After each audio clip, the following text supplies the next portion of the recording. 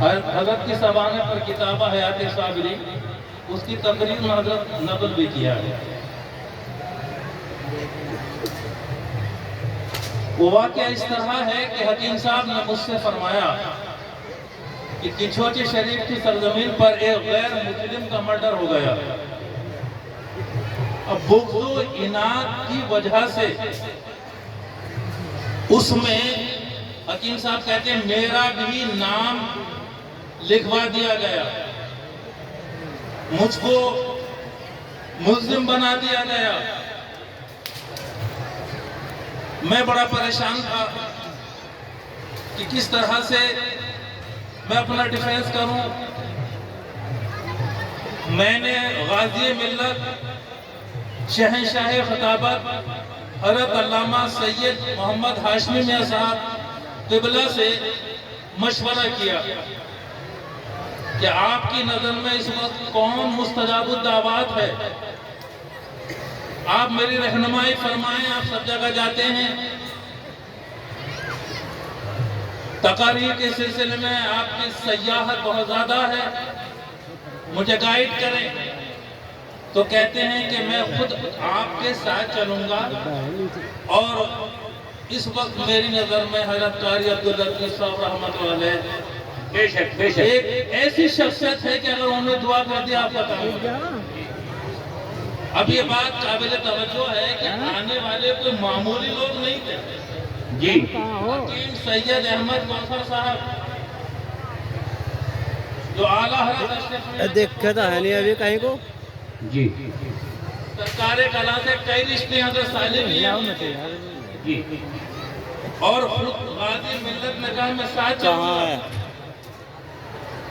دونوں حضرات یہاں پر کلیہ شریف میں حاضر ہوئے، اتفاق سے حضور صابری بلبل کلیہ شریف ہی میں تھے۔ حضرت کا ایک والہانہ انداز ہوتا تھا، سادات کرام کی تعظیم، اللہ اکبر۔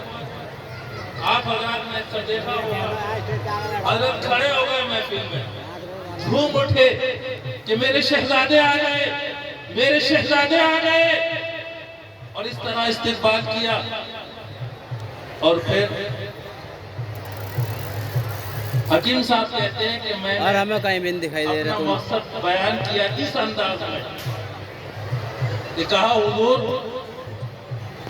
میرے ساتھ یہ معاملہ ہے کہ مرڈر میں میرا نام لکھوا دیا گیا ہے، اور میں جانتا ہوں کہ آپ کی نظر لوح محفوظ پر ہے، اگر میرا نام قاتلوں میں ہے تو میرے لیے دعا نہ فرمائیں۔ آپ لوح محفوظ پہ دیکھ لیں اور میرا نام قاتلوں میں نہیں ہے تو میرے حق میں بری ہونے کی دعا فرمائیں۔ اللہ اکبر، انداز بھی دیکھیں کتنا عجیب تھا۔ حضرت قاری صاحب علیہ رحمہ نے آنکھیں بند کی اور اس کے بعد کھولی اور کہا شہزادے میں نے دیکھ لیا تمہارا نام قاتلوں میں نہیں ہے، اللہ اکبر۔ اور پھر دعا کے لیے ہاتھ اٹھا دیے، دعا کر دی۔